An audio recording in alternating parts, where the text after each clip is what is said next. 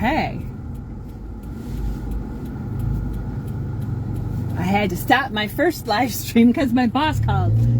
I can't ignore the call when they call of my regular full-time job. I do work a regular full-time job in the healthcare support field.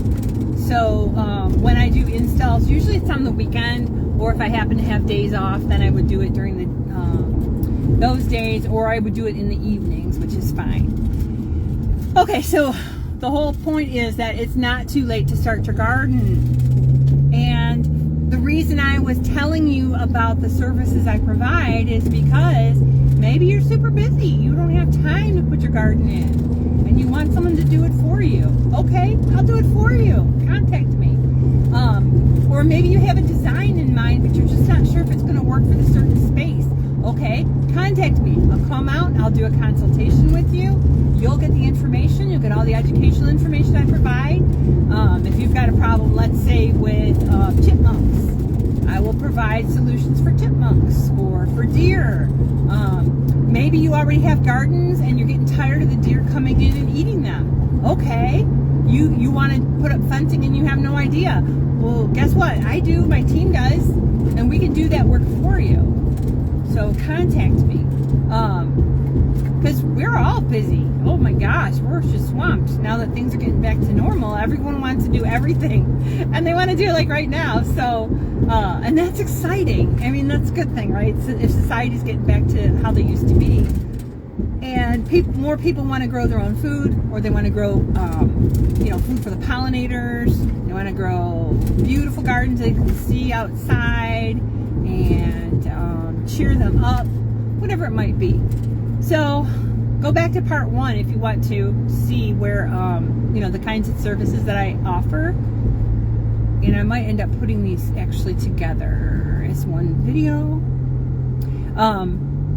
So no, it's not too late to plant your garden. And a lot of seeds right now, like I noticed in my garden, I don't have any zinnias growing. I always grow zinnias.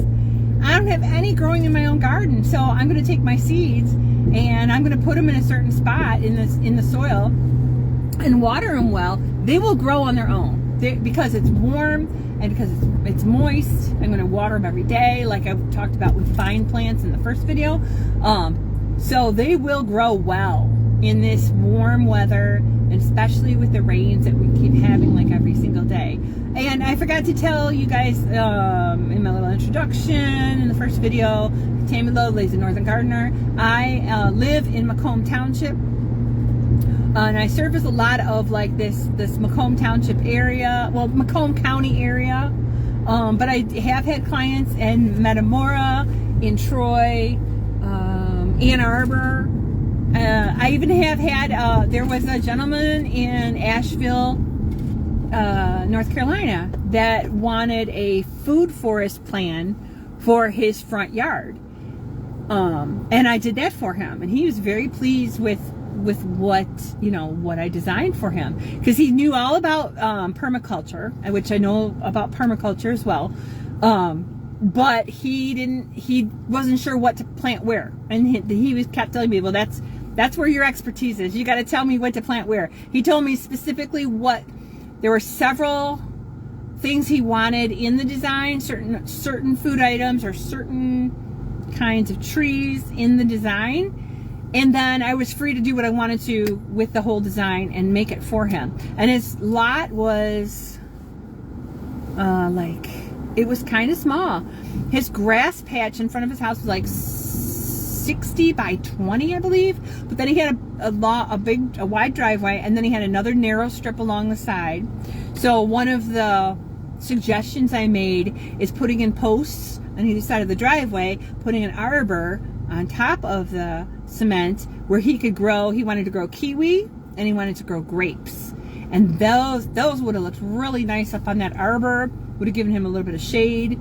And he could maximize that space by going vertically on the trellis. So those are some things that I can do for you. And like I said, it's not too late to plant seeds. Sunflower seeds right now will sprout just like crazy. Like even if you're like, well, I don't want to put them in the ground because the chipmunks will eat them, the squirrels will eat them, the birds will eat them, the mice will eat them, the rats will eat them, my neighbor's cat will eat them, the kids next door will eat them, you know, whatever it is. Then just take a pot, a regular, you know, those plastic pots that you would start seedlings in, not the small ones. You don't need the small ones. But I would take like a bigger size, like maybe a 4x4 inch pot, and fill it with soil and put your seeds in there, and then put it somewhere where it's going to, it can be outside, but it can be in a protected area that's warm and moist. Remember, seeds are going to want warm and moist. Most seeds don't need sunshine to germinate. So even if it's in a shady part, if it's warm and moist, the chance of the seeds actually sprouting is huge. So you can go ahead and try that.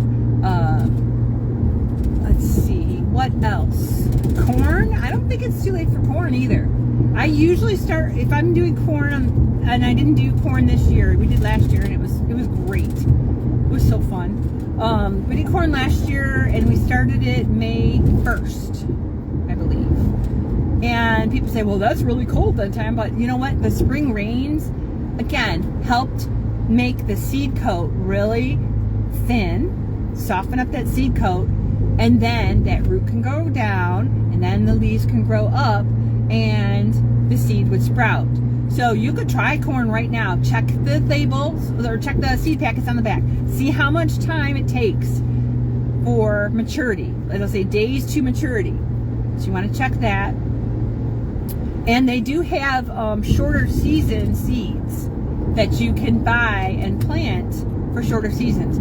We typically, in my area, in Macomb Township, typically our last frost date is about October, mid-October, like October 15th-ish. Is pretty much, we're going to get a hard frost that will likely kill everything off unless it's covered by frost cloth.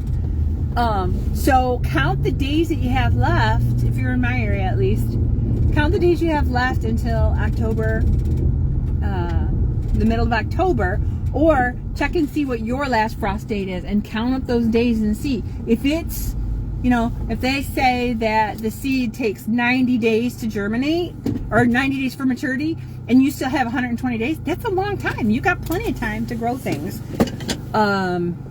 You also could grow, you could start carrots right now. This is early July. They would be ready to pull probably end of August, I think. You could grow short season crops like beets or radishes. You could grow greens. But if you're going to do greens, do them in the shade. Make sure there's bigger plants around that can provide some shade, or in a shady area. So like, let's say your yard is not dense shade. Let's not say forest dense shade. Let's say your yard has shade and you think, oh, I can't grow anything in here. Well, you're wrong, because you can grow greens, you can grow herbs. They will tolerate lower light, and technically they say full sun is only 6 hours. So as long as you get at least 6 hours a day, it doesn't matter if it's morning sun, night sun, not night sun, morning sun or afternoon sun, as long as it's 6 hours a day, that's considered full sun.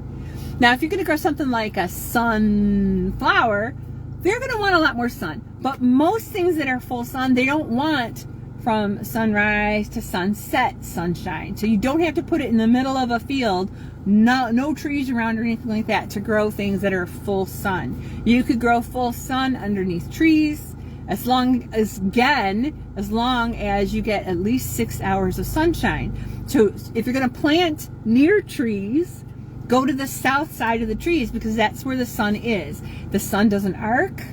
The arc starts going lower in the sky. So right now the arc is like straight up over our heads, because June 21st, that's when the sun's straight up over our heads.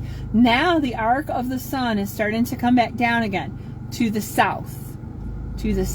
By the time it's the middle of winter, it is almost like right with the horizon this way, but it's still in the south area. So if you're low on light, look for the south side of any structure, south side of your trees, south side of a building, and that's where you're going to get the most light that you can get. So it's not too late. I am at Denowitz right now. I'm going to see about, they did have a large selection 3 weeks ago. They did have a large selection of vegetables. So I am looking specifically now for like starter onions. I'm looking for red, yellow, and white starter onions. I'm hoping they'll have them. And if they grow in the pots and they're grown out, there's a whole bunch of them in the pot, then what I will do is I will take them out and I will separate them and I will grow them individually. I will plant them individually in the client's garden. So she'll just water them and water them and water them and let them grow. And then she'll have her onions.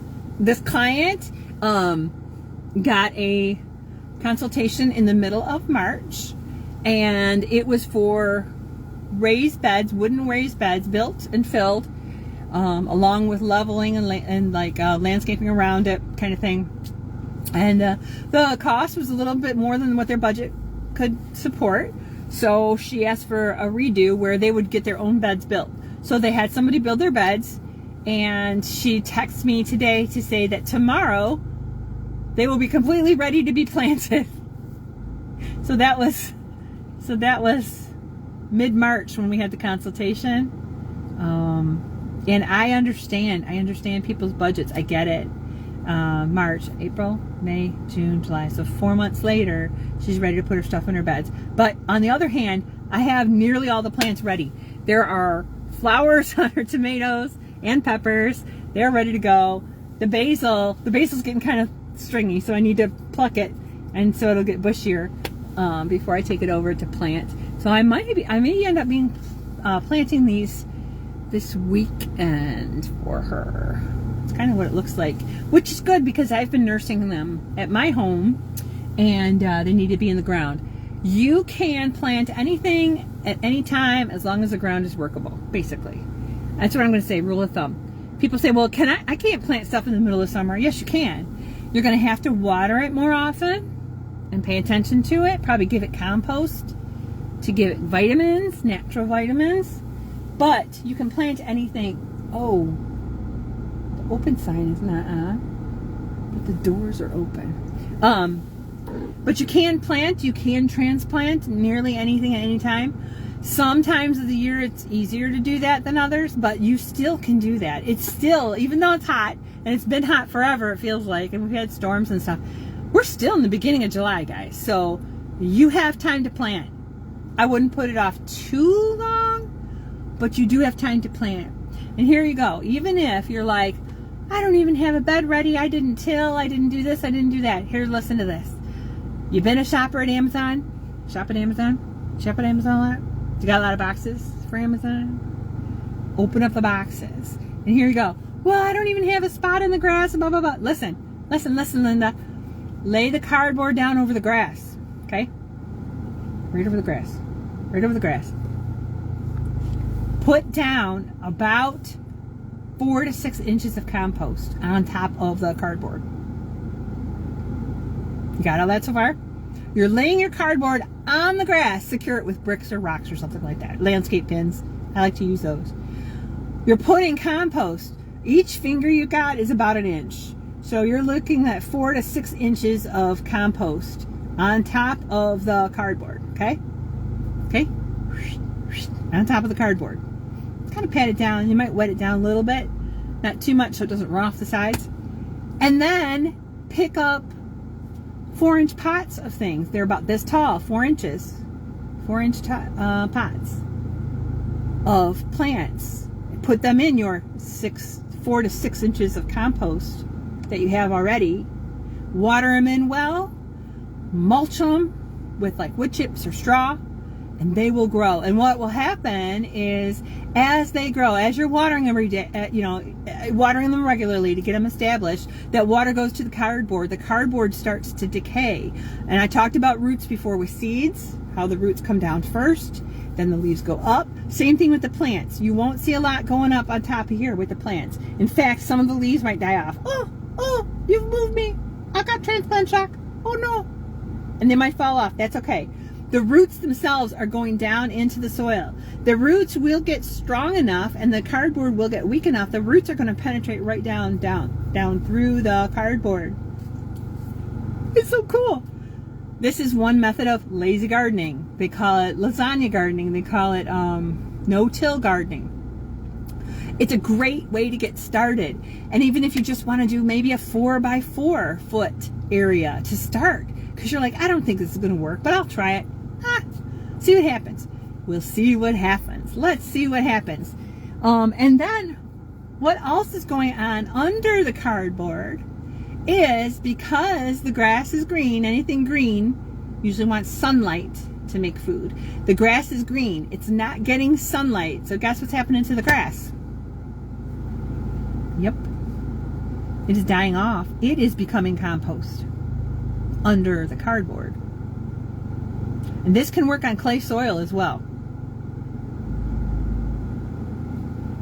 I know you don't believe me. Try it. Try it. Like I said, if you're still not sure, just try a really small section. It'll work on clay too. It works really well. And over time, the roots will go through down and it'll get into the grass area. That decomposing grass is not going to harm it at all. It's not going to hurt it at all. If anything, the little bugs from the soil are going to come up and try and eat the decomposing grass. And then they're going to, by them coming up, they're putting holes in the soil that help with drainage, that help with getting, because when water runs through the soil, it actually pulls oxygen down too with it, and minerals. So as those little things are coming up, making these little holes in the ground, then it leaves room for water to come through, and when the water goes through, it's bringing oxygen down to the root area and minerals that the plants need. So it's not too late to plant your garden. And there's a lot of sales. Maybe I'll get in there. Like I said, I don't see the light store light on, but I'm gonna have to see. I hope. I also, for my client, I'm going to make carrot tape. I have a couple videos on how to do that, and my carrots are doing wonderful, and I have not had to thin them at all. Because a lot of times when people try carrots, they all grow like all together. There's like all these carrots all in one row, and then maybe there's nothing, and then there's like a whole bunch more, and then maybe a little nothing, and then like carrots are crazy. And so you gotta pull till you only have like one or two spaced apart, because carrots are gonna grow outward like this, so they need room to grow. Well, my no thin way with the carrot, I call it carrot tape. The carrots grow where you put the seeds on the it's toilet paper, flour, and water. Where you put the seeds is where the carrots grow, so they're already spaced out. I don't have to thin them at all.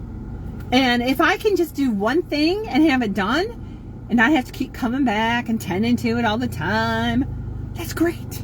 So it's not too late to start your gardens. You can contact me today. You can call me, you can email me, you can visit my website, you can contact me through Facebook, and I can help get you going. So I'm crossing my fingers they're open. We'll see what happens. All right, guys, love you. Tammy Lowe, Lazy Northern Gardener, saying learn and grow some more.